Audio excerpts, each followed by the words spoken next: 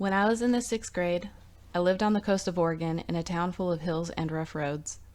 My house was about an hour walk from my school. Most of that walk was on a huge hill. It took at least 45 minutes to climb it. We lived in an older house with lots of hidden crevices and spiders in those crevices. For all my childhood, I was deathly afraid of spiders, but everyone thought I was a rough tomboy who wasn't afraid of much. Unfortunately for me, my older siblings knew better.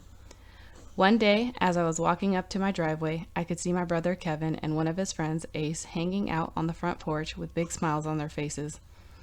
I knew something was up. I approached them, and Kevin sticks out his arm, revealing a clear jar with a hairy spider in it, and says, "Hey, check this out." Before he could even finish his sentence, I bolt down our driveway and past 3 neighbors' homes to the end of our street. I found a bush to jump in behind a wall, and I just posted there. My brother and his friend got done laughing their butts off and decided to look for me. They run to the end of the street where I was catching my breath. Still in the bush, I stayed quiet. I knew his situational awareness was weaker than mine. I overhear my brother say to his friend, "I think she ran down the hill. Let's go get our bikes and chase her." A few minutes later of hiding, I see my brother and Ace zooming past me at about 30 miles an hour.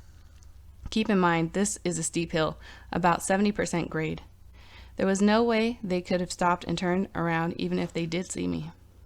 I decided to run back to the house and hide in my room. As I walk past our kitchen table, I see a jar with the spider in it. I grab a can of Raid and turn the jar into a gas chamber. I put the lid back onto the jar and leave the spider to wither away on the table. I knew that I had plenty of time before my brother and his friend got back, so to establish dominance, I made myself a PB&J and left the ingredients next to the spider jar.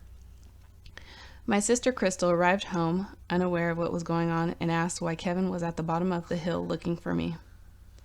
I just laughed and responded, "I don't know."